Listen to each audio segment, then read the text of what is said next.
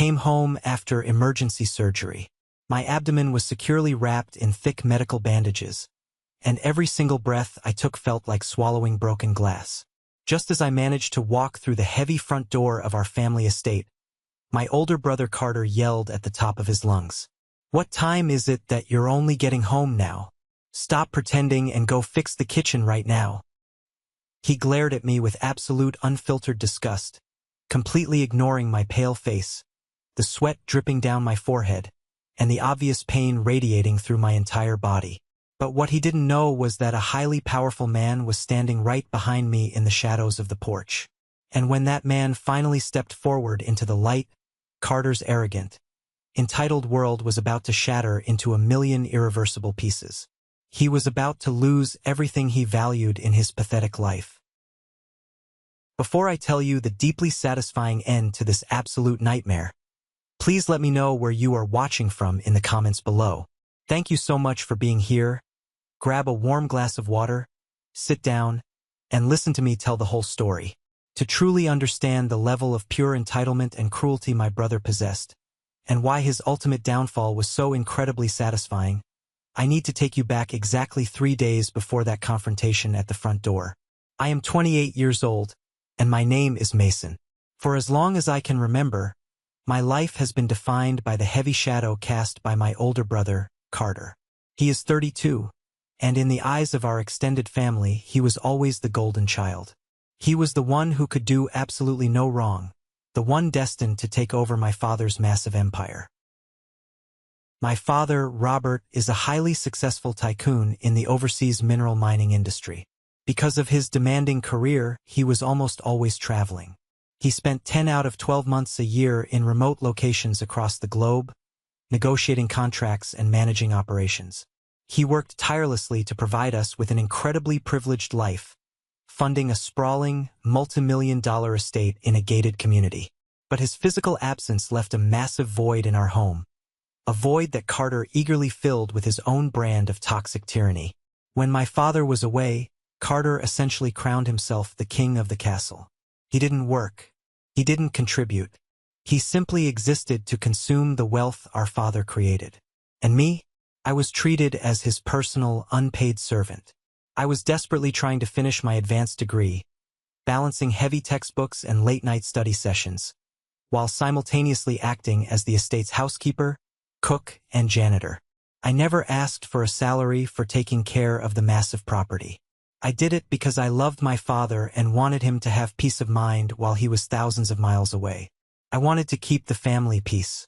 But Carter saw my quiet loyalty as weakness. He saw my willingness to help as an invitation to exploit me on a daily basis.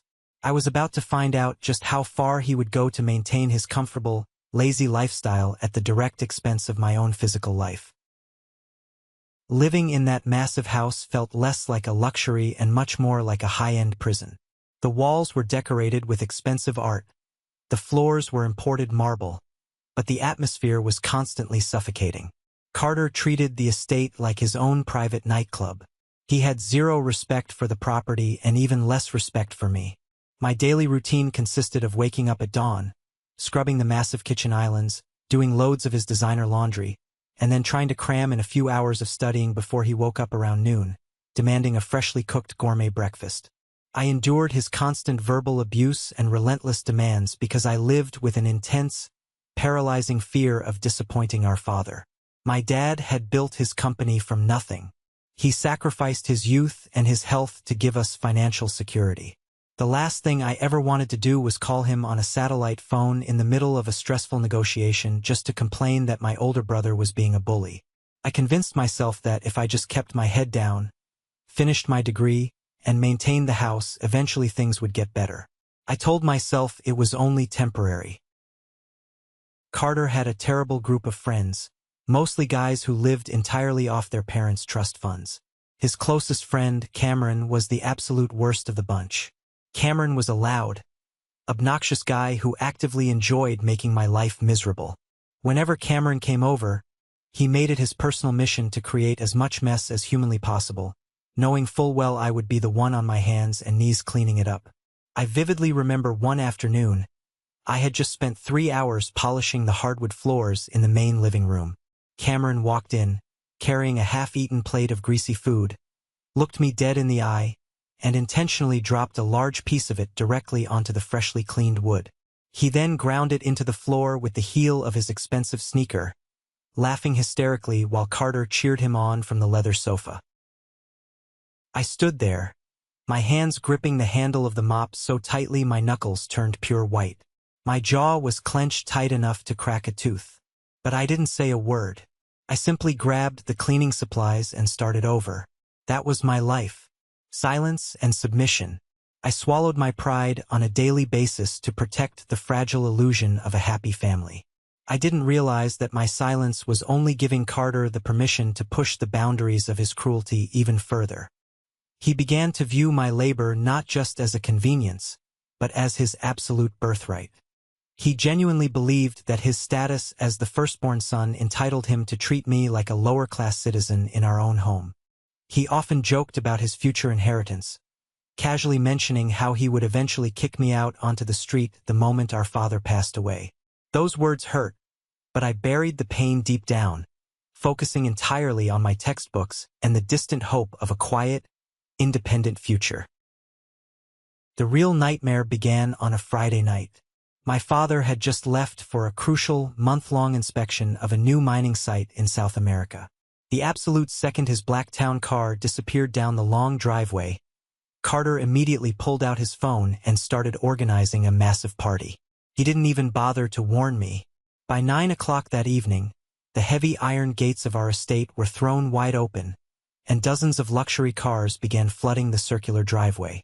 There were at least 50 people cramming into our house. The bass from the sound system was so incredibly loud it rattled the expensive crystal chandeliers hanging in the dining room. I retreated to my small bedroom on the second floor, desperately trying to focus on a major thesis paper due the following week. I put on noise-canceling headphones, but I could still feel the vibrations of the music shaking my desk.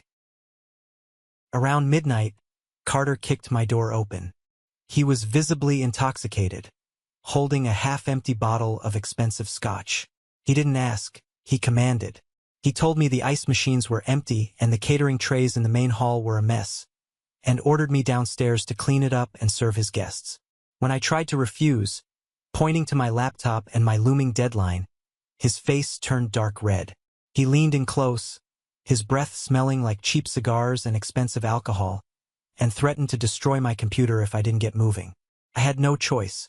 I spent the next 4 hours walking through a sea of sweaty, drunken strangers, picking up discarded plastic cups, wiping sticky spilled liquor off the antique tables, and carrying heavy bags of trash to the outside bins. It was humiliating. People bumped into me, spilling drinks on my clothes without a single apology. I felt like a ghost in my own home. During the chaos, I bumped into Elijah. Elijah was our family's private accountant. My father trusted him implicitly with the family finances, the massive investment portfolios, and the estate budgets. Elijah was in his late 30s, always wearing a sharp suit and a fake, friendly smile. He patted my shoulder as I walked by with a garbage bag. He told me I was doing a great job keeping the place together and said my dad would be proud. I actually felt a brief moment of comfort, thinking at least one person recognized my hard work. I had absolutely no idea that Elijah was actually a snake in the grass, deeply embedded in Carter's toxic lifestyle, and completely complicit in the financial ruin of our family. He wasn't there to check on the house. He was there to party on my father's dime. The party finally died down around 5 in the morning. Carter and his inner circle, including Cameron and Elijah, had retreated to the massive master suite to sleep off their heavy intoxication. I was left alone in a house that looked like a literal war zone. The smell of stale beer, heavy perfume, and unwashed bodies hung thickly in the air. I knew I couldn't leave the house in that condition. My father had a strict rule about maintaining the property, and even though he wasn't there, my ingrained sense of duty forced me to start cleaning. I grabbed industrial trash bags, heavy mops, and cleaning chemicals. I worked for 3 solid hours, my muscles aching, my eyes burning from pure exhaustion.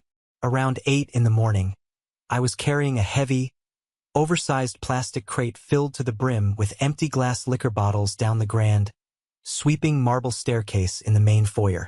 The crate was awkwardly heavy, and I couldn't see my feet clearly over the top of it.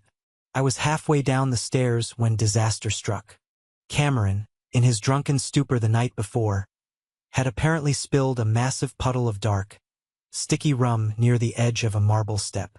In my exhaustion, I didn't see the dark liquid blending in with the black veins of the marble. My right foot hit the puddle, and all traction instantly vanished. The world tilted violently. The heavy crate of glass bottles flew out of my hands, shattering loudly at the bottom of the stairs. My feet went up in the air, and gravity pulled me down with terrifying speed. I bounced hard against the sharp, unyielding edges of the marble steps. I couldn't brace myself. I tumbled down at least 10 steps, my body contorting unnaturally. Finally, my momentum was violently stopped when my left side slammed directly into the sharp corner of a heavy, solid stone pedestal sitting at the base of the staircase. A sickeningly loud crack echoed in my ears, followed instantly by a blinding, localized heat blooming deep inside my abdomen. It wasn't a normal pain. It was a terrifying, sharp agony that completely robbed my lungs of air. I lay curled up on the cold floor among the broken glass, gasping like a fish out of water.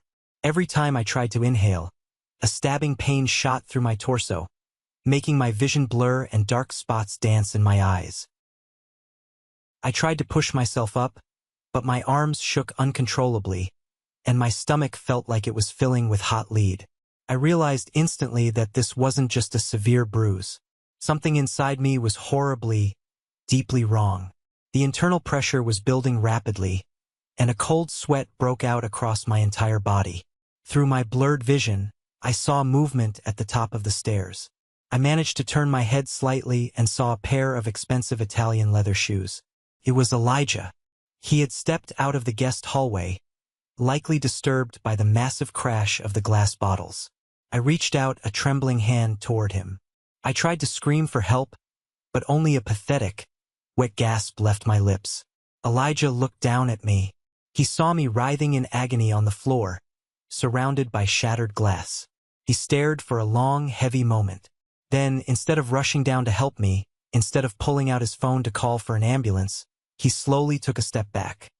He literally turned his back on me, retreated into the hallway, and quietly closed the guest room door so he wouldn't be bothered by the noise. He left me there to bleed out on the floor. The realization that Elijah had just abandoned me sent a shockwave of absolute terror through my fading consciousness. I was completely alone in a house full of people. I knew with terrifying certainty that if I didn't get help immediately, I was going to die on that foyer floor. The pain in my abdomen was escalating from a sharp stab to a constant, crushing agony. It felt like my internal organs were literally tearing apart. I had to get to a phone. My cell phone was sitting on the kitchen counter, roughly 40 feet away. It felt like a marathon distance. I bit down on my lip hard enough to draw blood, trying to use the sharp sting to ground myself. I dragged my body forward, inch by agonizing inch, using only my forearms. My legs felt heavy and useless. Every tiny movement sent fresh waves of blinding pain radiating through my torso. I crawled through the sticky spilled liquor and the sharp shards of broken glass, leaving a small, pathetic trail of smeared dirt and sweat behind me on the pristine marble. It took me nearly 10 minutes to drag myself into the kitchen. I managed to reach up with a shaking, bloodied hand, grab the edge of the granite counter, and blindly swept my phone down onto the floor. I fumbled with the screen, my fingers barely responding to my brain's commands. I managed to hit the emergency dial button. The dispatcher answered immediately. I could barely speak. My voice was a raspy, breathless whisper. I gave them the address of the estate and managed to choke out the words. Fell downstairs.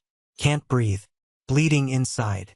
Then, the phone slipped from my sweaty grip, and the edges of my vision finally turned completely black. I don't remember much after that. I remember the distant, sharp wail of sirens cutting through the quiet suburban morning. I remember the heavy thud of boots running across the hardwood floors.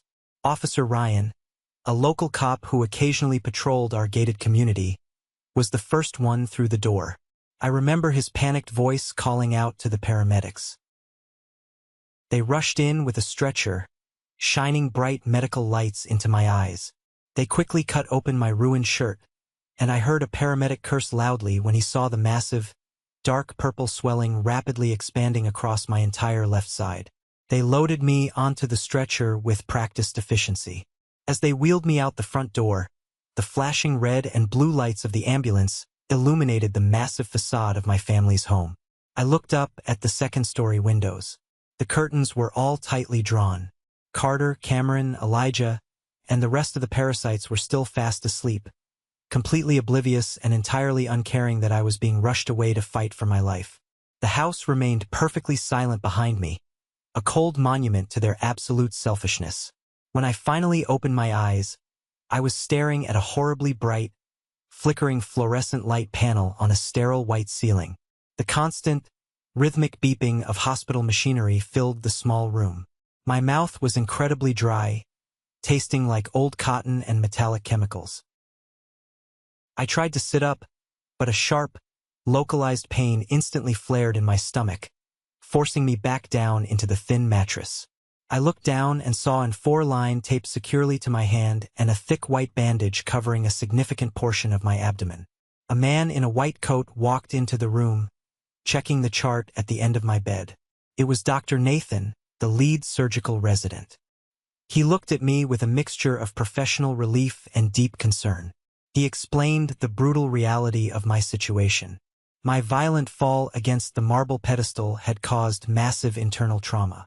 My spleen had ruptured completely, leading to severe internal bleeding that had pooled in my abdominal cavity. He told me that if the ambulance had arrived even 15 minutes later, I would not have survived the blood loss.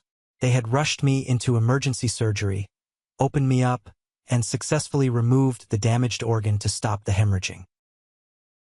I laid there, absorbing the terrifying fact that I had been literal minutes away from death. And yet, my very first coherent thought wasn't about my own survival. It was about my father.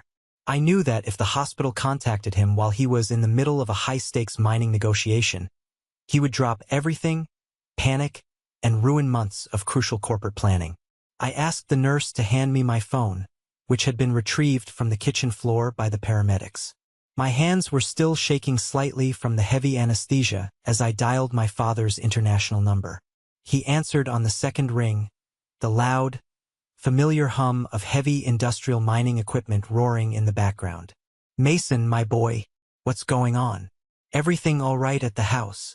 His voice was full of genuine warmth, a stark contrast to the cold reality I was living in. I swallowed the massive lump forming in my dry throat. I forced my voice to sound casual and entirely unbothered. I lied to the man who loved me most. I told him I had simply tripped over some landscaping equipment in the yard, bruised my ribs pretty badly, and was spending a few days resting at a friend's apartment to avoid the noise of Carter's friends. I could hear the heavy sigh of relief through the static-filled satellite connection. He told me to rest up, promised to wire some extra money into my personal account for any medical bills, and said he loved me before ending the call to return to his meeting. I dropped the phone onto my chest, staring at the ceiling as hot, stinging tears finally escaped the corners of my eyes. I felt an overwhelming wave of guilt for lying to him, but my toxic loyalty to the concept of family peace was still deeply ingrained in my mind. I genuinely, foolishly believed that once Carter woke up and realized I was actually missing and severely injured, he would finally step up and act like a real older brother. I expected a concerned text message or a frantic phone call asking which hospital I was in. I was an idiot. My desperate, lingering hope for any form of brotherly compassion was violently, permanently extinguished later that exact same afternoon. The harsh ringing of my cell phone startled me out of a medication-induced nap. I fumbled for the device, my heart skipping a beat, hoping to see Carter's name on the caller ID with a message of concern. It was Carter, but the second I answered, the volume of his voice nearly shattered my eardrum. "Did you intentionally break the microwave so I would have nothing to eat, you useless piece of trash?" His voice was a shrill, aggressive shriek of pure, unadulterated entitlement. He wasn't calling to ask if I was alive. He wasn't calling to check on the massive bloodstain I had undoubtedly left on the marble foyer.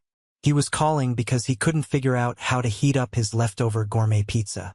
I held the phone slightly away from my ear, wincing at the loud noise. "Carter, I'm in the hospital," I managed to whisper, my voice hoarse. I fell down the stairs. I had emergency surgery. They had to remove my spleen. I waited for the pause. I waited for the sudden shift in tone, the realization of what had happened. But it never came. "I don't care what pathetic excuse you've cooked up to avoid doing your chores," he screamed back, the absolute lack of empathy echoing loudly in the sterile room. "You expect me to believe you magically needed surgery the exact day after my party? You're lying to get out of cleaning up the mess. Tell the doctor to let you come home and fix this kitchen right now, or I swear to God I will lock you out of the house permanently." I was completely stunned. My brain couldn't process the sheer magnitude of his cruelty. I tried to explain again, telling him I was hooked up to an drip, that I had literal staples holding my stomach together. But he simply talked over me, launching into a vile tirade about how lazy I was, how I was a massive disappointment, and how I was intentionally trying to ruin his weekend. Just as he was screaming his final threats, Dr. Nathan walked back into my room to check my vitals. He stopped dead in his tracks near the door. Because I was holding the phone away from my ear, the doctor heard every single vicious, hateful word Carter was spewing through the small speaker. Dr. Nathan's professional demeanor instantly vanished, replaced by an expression of absolute, horrified disgust. He looked at me, lying weak and battered in the hospital bed, and then glared at the phone in my hand. I couldn't take it anymore. The physical pain in my stomach was suddenly eclipsed by a crushing emotional agony. I hit the red end call button, silencing my brother's venom. I dropped the phone onto the blanket and covered my face with my trembling hands, finally letting out a quiet, pathetic sob of total defeat. Dr. Nathan didn't say a word. He simply walked over, gently adjusted my foreline, and handed me a tissue. The silent pity in a stranger's eyes hurt almost as much as my brother's screaming. About an hour after that soul-crushing phone call, the heavy door to my hospital room swung open, and my best friend Dylan rushed inside. Dylan and I had been close since high school. He was the complete opposite of Carter's friends. Hardworking, grounded, and fiercely loyal. I had managed to send him a brief text message before the surgery, and he had dropped everything at his mechanic shop to rush to the hospital. He walked in carrying a small paper bag smelling of warm takeout food, his face pale with worry. But the moment he saw the massive bandages wrapping my torso and the pale, exhausted look on my face, his worry instantly transformed into hot, burning anger. He set the food down roughly on the bedside table and pulled up a hard plastic chair, sitting dangerously close to the edge. "What the hell actually happened, Mason? And don't give me that garbage story about tripping over a rug." I couldn't lie to Dylan. I took a slow, painful breath and told him everything. I told him about the party, the spilled liquor, the terrifying fall, and the agonizing crawl to the phone. Then, my voice breaking slightly, I told him about the phone call with Carter regarding the broken microwave. Dylan's jaw clenched so tightly I thought his teeth might shatter. A thick vein pulsed visibly on his forehead. "That absolute monster," Dylan growled, his voice low and dangerous. "You are lying in a hospital bed with missing organs, and he's threatening you over a kitchen appliance? Mason, you cannot continue to protect him. This isn't just sibling rivalry anymore. This is severe abuse. You have to tell your dad the truth. Right now." I shook my head slowly against the pillow, the familiar, heavy chains of familial obligation wrapping tightly around my neck. "Dylan, you know how much pressure my dad is under. He's dealing with multimillion-dollar contracts. If I tell him Carter is acting like a psychopath, it's going to destroy him. It's going to tear the family completely apart. I just need to get out of here, go back to the house, and keep my head down until graduation." Dylan slammed his hand down on the metal armrest of the chair, making me jump. "Wake up, Mason. The family is already torn apart. Carter tore it apart the second he decided you were his personal slave. You are literally bleeding for this family, and they don't even care. If you go back to that house without telling your dad, Carter is going to end up killing you, either from exhaustion or sheer negligence. I stared down at my trembling hands. Deep down, I knew Dylan was entirely correct. But the fear of pulling the trigger, the fear of being the one to finally shatter the perfect image my father held of his eldest son, was absolutely paralyzing. I was trapped in a nightmare, and I didn't know how to wake up. My internal debate about telling the truth was violently resolved the very next morning when I received a completely unexpected visitor.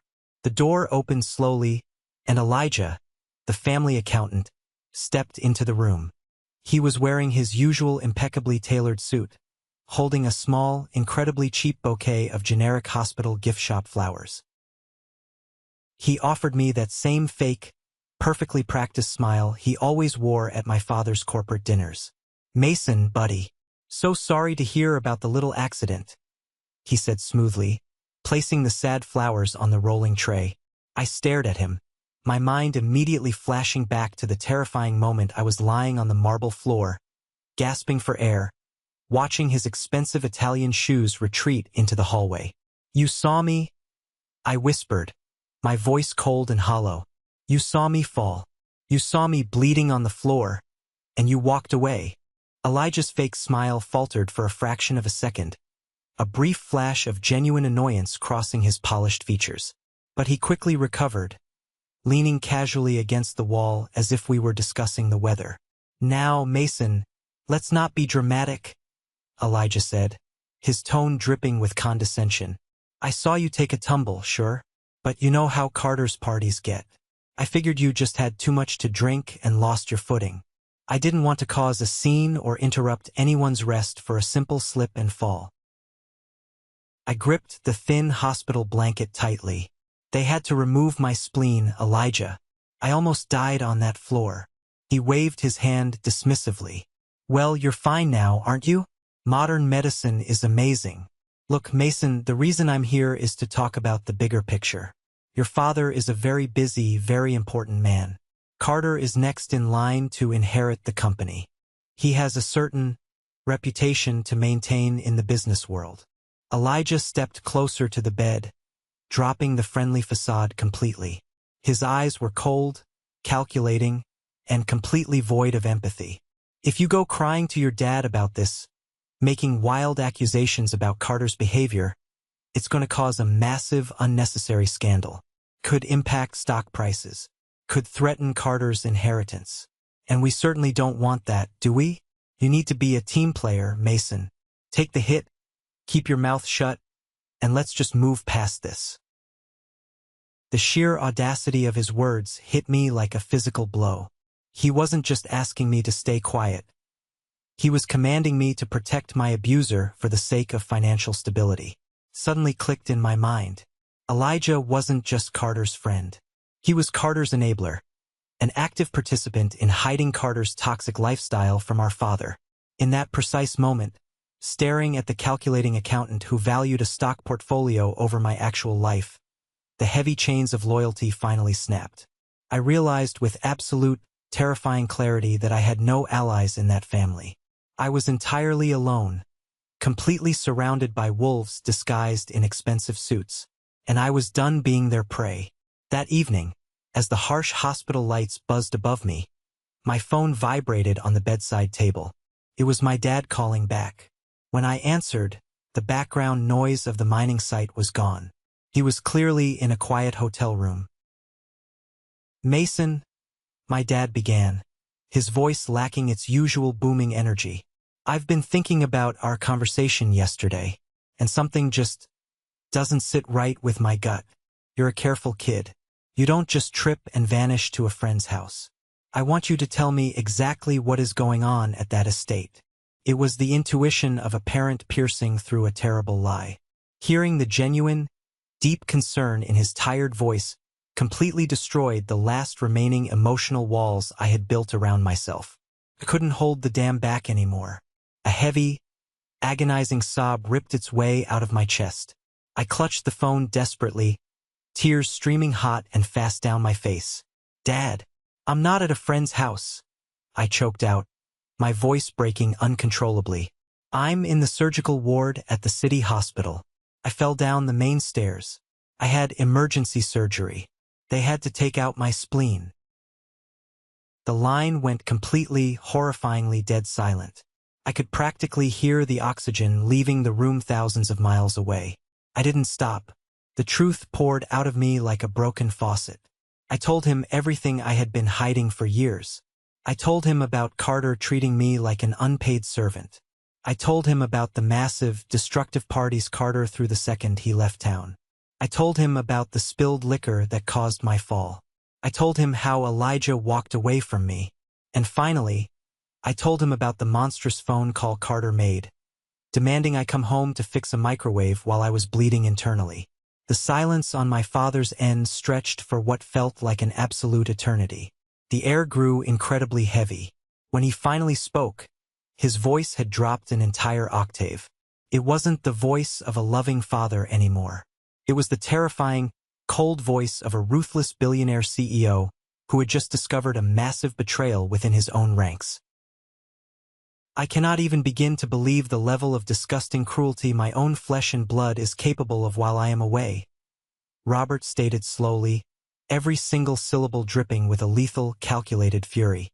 "Mason, listen to me very carefully. Do not say another word to your brother. Do not contact Elijah. You focus entirely on healing. I am booking the fastest private jet available. I am coming home." The line clicked dead. I lowered the phone, my heart pounding a frantic rhythm against my bruised ribs.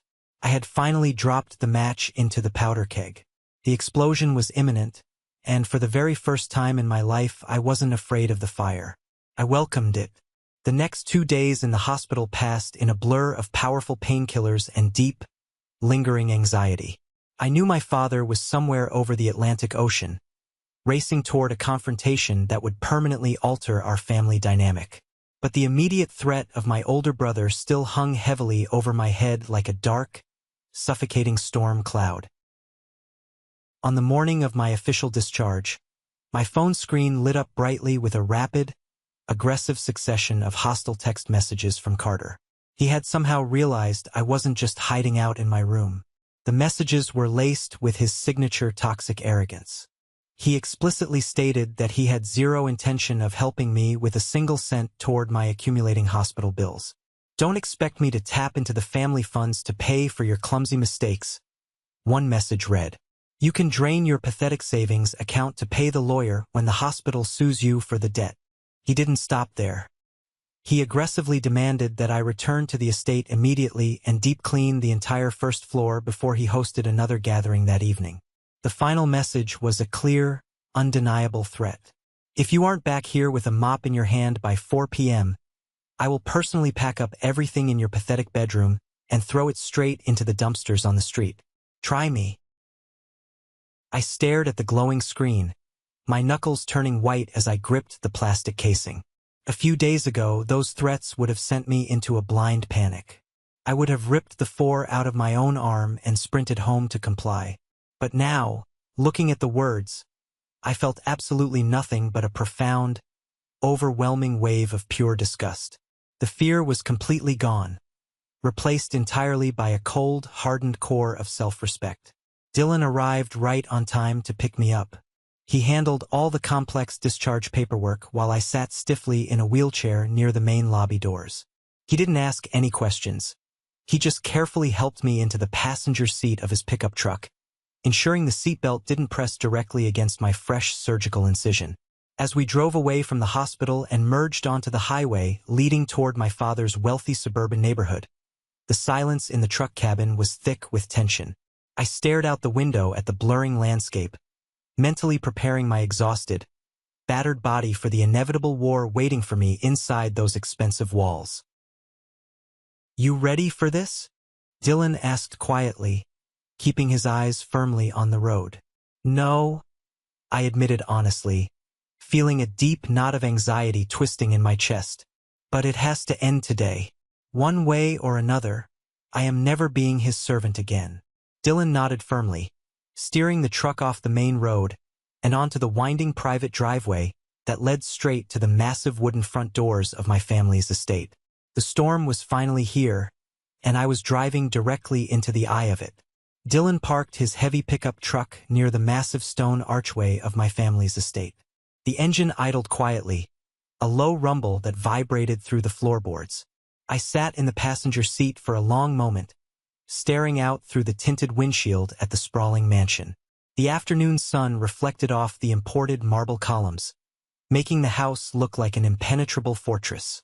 Just a few days ago, I was the invisible ghost haunting these halls, scrubbing these floors, and bleeding on these exact steps. Today, I was returning as a completely different man. Dylan put the truck in park and looked over at me. He didn't offer empty platitudes. He simply reached across the console and gave my shoulder a firm, reassuring squeeze. I took a deep, agonizing breath. My abdominal muscles screamed in protest, a sharp reminder of the surgical staples holding my body together. I unbuckled my seatbelt with shaking hands, pushed the heavy door open, and stepped out onto the crushed gravel driveway. Every single step toward that massive front door felt like walking through thick mud. The physical pain was intense, but the psychological weight was even heavier. I knew Carter was inside. I knew he was furious that I had defied his ridiculous deadline.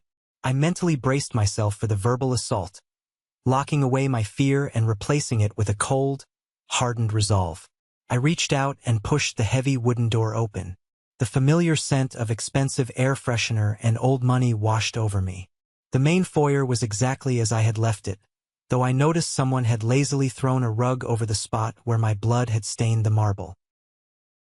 Before the front door even clicked shut behind me, the screaming started. Carter stormed out of the main living room, his face twisted into an ugly mask of pure rage. He was holding a dirty crystal cocktail glass, pointing it directly at my face. "What time is it that you're only getting home now? Stop pretending and go fix the kitchen right now." His voice echoed off the high vaulted ceilings, loud enough to rattle the expensive chandeliers. He didn't look at my pale, sweaty face. He completely ignored the fact that I was walking with a severe hunch, clutching my side. He didn't care about the thick medical bandages visibly peeking out from under my loose shirt. To him, I wasn't a brother recovering from a near-death experience. I was a broken appliance that was inconveniencing his afternoon. "Do you hear me, you useless piece of trash?" Carter took a threatening step forward, the liquor sloshing in his glass. "I have people coming over in 3 hours. The counters are a mess. You think you can just wander in here halfway through the day and take a nap? You get a mop in your hand right now, or I swear I am packing your pathetic clothes into garbage bags and throwing them onto the street." I stood perfectly still. I didn't flinch. I didn't lower my eyes. I just stared at him. I looked at the sheer, unadulterated entitlement radiating from his every pore. I saw the monster I had allowed to control my life for years. And for the first time, I felt absolutely zero fear. "I'm not cleaning your mess, Carter," I said. My voice wasn't a shout. It was low, raspy, but completely steady. "I am never cleaning up your mess ever again." Carter froze. His eyes widened slightly, completely shocked by my open defiance. He was so used to me shrinking away, apologizing, and rushing to do his bidding. This new version of me completely short-circuited his brain. His face turned a deep, violent shade of red. "Excuse me?" he snarled, taking another aggressive step closer, closing the distance between us. "You think because you faked a little stomach ache you suddenly run things around here? I am the eldest. This is my house. You live here because I allow it. Now get in that kitchen before I make you regret ever walking through that door." He raised his hand, balling it into a tight fist. I didn't move an inch. I knew I didn't have to, because what Carter didn't know, what he couldn't possibly see through his blinding, narcissistic rage, was that I hadn't walked through that front door alone. From the deep shadows of the heavy oak doorway, right behind me, a massive figure stepped silently forward. It was Matthew. Matthew was my father's personal head of security, a former military operative who handled everything from corporate espionage to personal protection for my dad. He was 6'4", built like a brick wall, and possessed a stare that could freeze boiling water. Matthew stepped smoothly between me and Carter, his massive frame acting as an impenetrable physical barrier. He didn't raise his hands. He didn't draw a weapon. He simply looked down at my brother with an expression of absolute, calculated disgust. "You should be very careful with your next words, Carter," Matthew stated. His voice was a low, rumbling baritone that instantly commanded total authority in the room. "Because not everyone here is willing to tolerate your ridiculous temper tantrums." Carter stumbled backward, his jaw dropping open. He recognized Matthew instantly, and if Matthew was standing in the foyer of the estate, it meant only one terrifying thing. The heavy, rhythmic sound of expensive leather dress shoes echoed from the long, darkened hallway leading to my father's private home office. The sound was slow, deliberate, and entirely menacing. My father, Robert, stepped into the bright, natural light of the foyer. He wasn't wearing his usual relaxed weekend clothes. He was dressed in a sharp, charcoal gray three-piece suit, looking every inch the ruthless billionaire CEO who crushed rival corporations for a living. His face was hardened into a mask of pure, paternal fury. I had seen him angry at incompetent board members before, but I had never, ever seen him look at a member of his own family with such devastating contempt. The unexpected appearance of our father hit Carter like a physical blow to the chest. He let out a loud, pathetic gasp. His fingers lost all their strength, and the crystal glass he had been holding slipped from his grip. It shattered violently against the hardwood floor, sending sharp shards of glass and expensive liquor flying in every direction. It perfectly mirrored the sudden, catastrophic destruction of his comfortable, subsidized life. Absolute panic completely washed over Carter's previously confident features. The arrogant sneer vanished, replaced by the trembling, pale face of a coward who realized he was finally caught. He knew my father had witnessed his entire cruel outburst. "Dad," Carter stammered, his voice cracking horribly. "Dad, it's not what it looks like. I was just..." Mason was ignoring his chores. "I was just trying to teach him some discipline." My father didn't say a single word. He didn't yell. He didn't scream. He simply raised his right hand, extending one single finger to demand total, absolute silence. His piercing gaze remained firmly locked onto his eldest son, a son who had completely betrayed his fundamental trust. The silence in the room was so heavy it felt suffocating. It was the silence before a massive execution. My father finally lowered his hand and turned his attention to the front door. "Bring them in, Julian," he commanded. Another man walked into the house. It was Julian, the lead forensic auditor for my father's entire corporate empire. Julian was a man who lived and breathed numbers, and he was carrying a massive, thick leather briefcase. He walked briskly past the shattered glass on the floor and stood directly beside my father, pulling out several thick, heavily tabbed financial folders. Carter looked at Julian, then at the folders, and all the remaining color completely drained from his face. He looked like he was going to vomit. "You honestly thought I flew halfway across the world just because Mason made a phone call?" My father finally spoke, his voice dangerously quiet. "You thought this was just about a broken microwave?" My father stepped closer to Carter, his presence entirely overwhelming. "I've been running this empire for 30 years, Carter. I didn't build it by being blind. I noticed the discrepancies in the estate management accounts 6 months ago. I noticed the massive, unexplained withdrawals from the corporate contingency funds.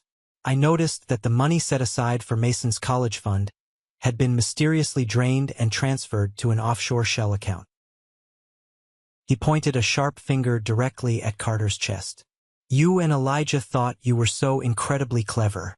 You thought you could siphon off my hard-earned money to fund your pathetic, lavish parties, buy designer watches, and live like a king while I was breaking my back overseas. You literally stole the salary meant for the estate staff and pocketed it, forcing your own brother to do the manual labor so you wouldn't get caught." Carter's knees visibly buckled. He was trembling so hard I could hear his teeth chattering. "Dad, please. Elijah told me it was fine. He said it was an advance on my inheritance. I was going to pay it back. I swear I was going to put it back. Your inheritance?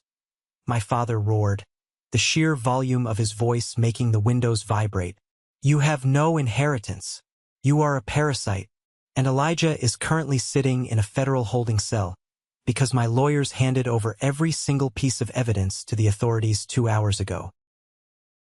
The revelation hit the room like a bomb. Elijah, the smug accountant who had literally stepped over my bleeding body, was already in handcuffs. Carter was completely isolated. This is the moment that changes everything, the moment I finally took back control of my life. Thank you so much for your patience and for staying with me until now. You've been amazing. Please give this video a like and comment one below to let me know you've made it this far. Not only does this help more people find this story, but it also lets me know that my experiences truly mean something to someone. Your support is my greatest motivation to keep sharing the rest of this journey. Carter completely collapsed. He fell to his knees right there in the middle of the grand foyer, crawling over the wet marble, ignoring the shards of broken crystal pressing into his expensive designer jeans. He reached out with trembling, desperate hands, trying to grab the hem of my father's suit jacket. Dad, I'm sorry. I'm so sorry. I'll change. I'll go to rehab. I'll get a real job. Please, you can't just cut me off. I'm your son. I only pushed Mason because I wanted him to be strong. It was tough love, Dad. I was preparing him for the real world. My father looked down at him with an expression of pure, unadulterated disgust. He took a deliberate step backward, refusing to let Carter touch him. Tough love? My father repeated softly, shaking his head. He reached into his inside pocket, pulled out his smartphone, and tapped the screen a few times. Suddenly, the massive 70-inch smart TV mounted in the adjacent living room flared to life. My father had synced his phone to the display. On the massive screen, magnified for everyone to see, were the exact text messages Carter had sent me that morning. The incredibly cruel, vile threats demanding I leave the hospital and clean the house or have my belongings thrown onto the street. Does your twisted version of love involve forcing your freshly operated brother into the kitchen to make you a sandwich while he is literally bleeding? My father demanded, his voice echoing with absolute finality. Look at the timestamps, Carter. Look at them. You sent those violent threats while he was lying heavily medicated in a sterile recovery ward. You are nothing but a monster disguised as a human being. Julian cleared his throat, opening another folder. Sir, there is one more detail regarding the embezzlement. Carter and Elijah didn't act alone. They needed someone with higher administrative clearance to approve the fraudulent expense reports. My father didn't even blink. I know. Bring him in. The heavy oak doors to the home office opened again, and my Uncle Charles walked out. Charles was my father's younger brother, a man who had always played the role of the fun, neutral uncle. He was the one who always brought expensive gifts and told us to enjoy our youth. But right now, his face was pale, sweaty, and completely devoid of his usual arrogance. Charles, my father said, not even looking at him, you signed off on every single fake invoice. You actively enabled this boy's destructive behavior. You taught him how to hide the money. You manipulated my own son to steal from my company. Charles stammered, holding his hands up defensively. Robert, listen. The boy was stressed. He needed an outlet. I was just trying to help him manage the pressure of being your heir. It was just a little extra cash, Robert. Don't blow this out of proportion. You are fired, Charles, my father stated coldly, cutting him off completely. Effective immediately. My lawyers are drafting the civil suit as we speak. You will return every single stolen cent, or I will make sure you spend the rest of your pathetic life answering to a federal judge. Now get out of my house before I have Matthew throw you through the front window. Charles looked at my father's hardened face, realized his entire comfortable life was instantly over, and practically sprinted for the front door, leaving Carter kneeling alone on the floor. My father finally turned his full attention back to Carter, who was now weeping loudly, a pathetic display of genuine terror. The contrast between his current sobbing and the aggressive, violent screaming he had directed at me just 20 minutes ago highlighted the true, manipulative nature of his personality. "Carter, look at me," my father commanded. Carter slowly looked up, his face red and covered in tears. "You are officially stripped of your inheritance," my father declared, the words hanging heavily in the air.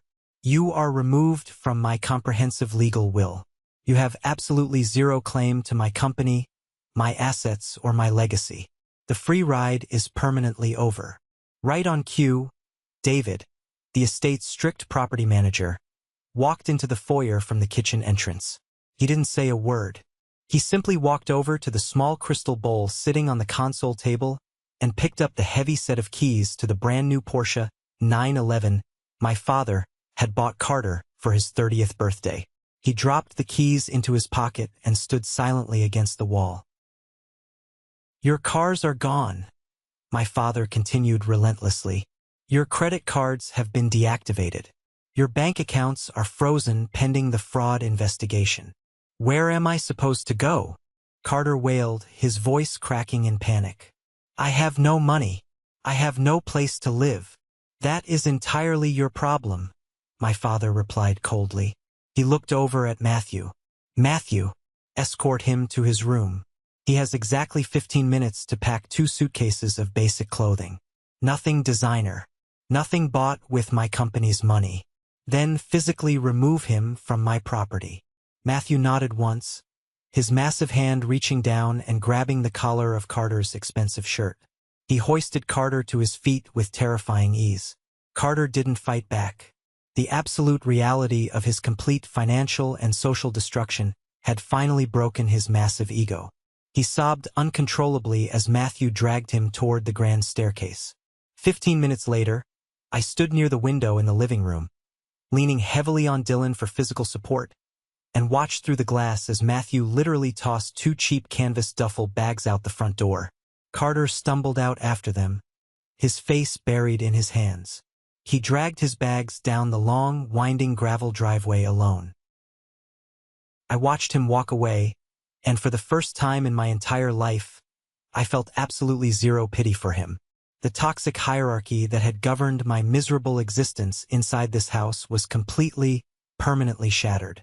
The heavy wooden front door closed with a solid, satisfying thud, plunging the massive house into a profound, peaceful silence.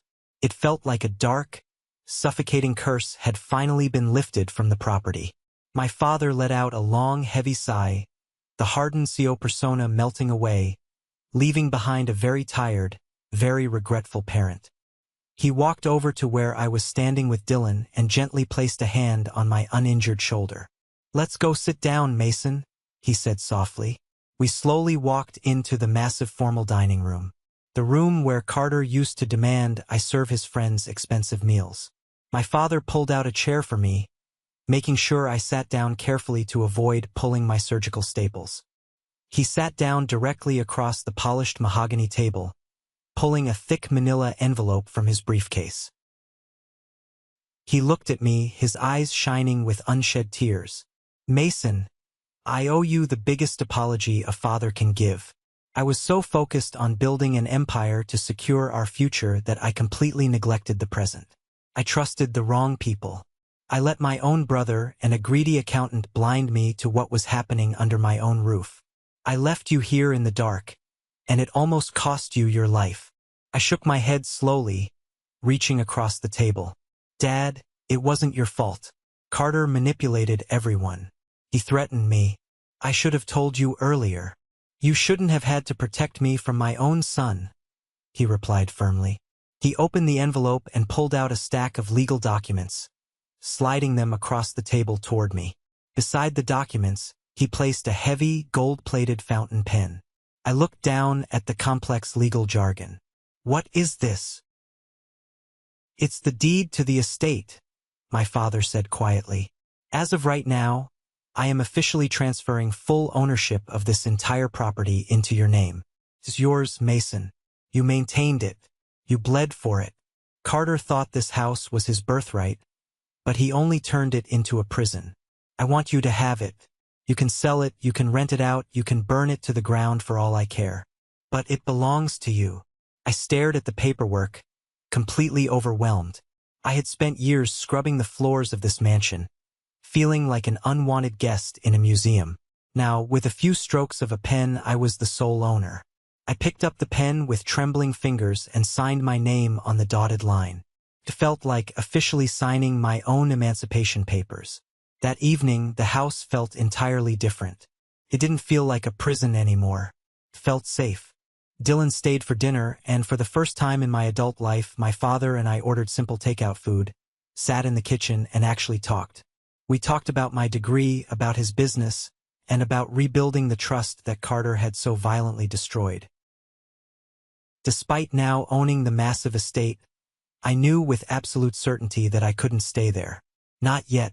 The walls still echoed with the memories of countless insults and the terrifying sound of my own body hitting the marble floor. I needed distance. I needed a completely fresh start. I told my dad my plan. I wanted to hand the day-to-day maintenance of the property over to David's management company and move abroad with him. I wanted to learn his business from the ground up, not as the boss's son, but as an entry-level employee. I wanted to earn my place. My father smiled, a genuine, proud smile that finally reached his eyes. He agreed instantly. A few days later, my surgical staples were finally removed. I packed 2 suitcases of my favorite clothes, leaving all the bad memories locked inside the empty mansion. Dylan drove us to the busy international departure gate. I gave my best friend a careful, tight hug, promising to stay in constant contact. Walking through the busy airport terminal alongside my dad, the rolling wheels of my luggage clicking against the tile floor, I felt an overwhelming sense of profound, unshakable peace washing over my healing body. Stepping onto that international flight felt like officially closing a dark, miserable chapter of endless endurance and verbal abuse. As the massive airplane engines loudly roared to life and lifted us high above the city, I finally allowed myself to envision a bright, successful future. Over the next 12 months, I threw myself entirely into my father's business. I started at the bottom of the corporate ladder in our European division. I worked incredibly long hours, learning the complexities of international logistics and contract negotiations. I didn't ask for special treatment. I earned every single ounce of respect from my colleagues. By the end of my first year, my hard work paid off, and I earned a legitimate promotion to regional manager. It wasn't handed to me because of my last name. It was earned through my own dedication. While I was thriving across the ocean, building a solid career and repairing my relationship with my father, the absolute reality of life without a safety net crushed the people who had abused me. My father kept me updated on the domestic situation. The fall from grace for Carter, Charles, and Elijah was incredibly brutal and entirely deserved. Carter's loyal friends, the ones who happily drank expensive liquor and trashed our house, completely abandoned him the exact second his credit cards started declining. Cameron wouldn't even return his phone calls. Without his massive allowance and his fancy cars, Carter was suddenly a 32-year-old man with zero work experience and a terrible attitude. The last update I received was that Carter was currently renting a tiny, moldy room in a terrible part of the city. He was forced to work a grueling manual labor job at a massive shipping warehouse just to earn a minimum salary to buy basic groceries. The hands that used to hold crystal cocktail glasses were now covered in calluses from lifting heavy cardboard boxes for 12 hours a day. He was finally experiencing the brutal physical exhaustion he used to casually force upon me. The masterminds behind his financial fraud fared much worse. My father's team of corporate attorneys was absolutely ruthless. They presented an ironclad case to the federal prosecutors. Uncle Charles and Elijah were indicted on multiple counts of wire fraud, corporate embezzlement, and tax evasion. They desperately tried to hire an expensive criminal lawyer to save them, but their stolen funds had been completely frozen by the government. In the end, they were forced to accept terrible plea deals. Both men were currently serving significant sentences in a federal penitentiary, their reputations utterly destroyed, their professional licenses permanently revoked. The arrogant accountant who stepped over my bleeding body was now sitting behind iron bars. The universe had a remarkable, satisfying way of balancing the scales. Today, I am standing in my corner office on the 40th floor of our corporate headquarters, looking out through the floor-to-ceiling glass windows at the sprawling city skyline below. My abdomen has a long, pale scar, a permanent physical reminder of the price I paid for my freedom. But my mind is completely clear, and my heart is lighter than it has ever been. Looking back at the nightmare of my 20s, I realize there is an immense, vital educational value hidden within the pain I endured. My journey is not just a story about a cruel brother demanding a clean kitchen. It is a profound lesson about the fundamental, non-negotiable boundaries of respect within a biological family. For years, I was brainwashed into believing that sharing a bloodline meant I had to tolerate abuse. I believed that family loyalty meant suffering in silence to keep the peace. I was horribly wrong. The toxic entitlement that allows one human being to exploit another without feeling any remorse does not magically become acceptable just because you share the same parents. Blood does not give anyone the right to systematically manipulate you, to steal from you, or to treat your life as expendable. If you ever find yourself trapped in a remarkably similar situation with a controlling, narcissistic family member, I need you to hear me loud and clear. You must firmly establish your personal boundaries. You must absolutely refuse to normalize their unacceptable hostility. Seeking external support, telling the truth to someone who can help, and exposing their undeniable cruelty is incredibly necessary for your own physical and mental preservation. Never forget that your inherent worth is never, ever defined by your willingness to endure suffering for the sake of maintaining a fake, hollow sense of familial peace. You deserve respect. You deserve safety. And sometimes the only way to find that safety is to walk away from the people you thought were supposed to protect you. Thank you for sticking around and listening to my story. I hope this resonated with you in some way. Have you ever found yourself in a similar situation, where you had to cut ties with someone toxic even if they were family? Let me know your thoughts down in the comments. And for those of you who stayed with me through every single twist and turn, you are officially part of the 1% Club. Please comment the letter W below. W stands for winner. That is my special sign to recognize the incredible people who stuck with me to the very end of this journey. You guys are amazing. Don't forget to hit the like button and follow the channel so we can continue sharing more powerful stories together. Take care of yourselves and remember your worth.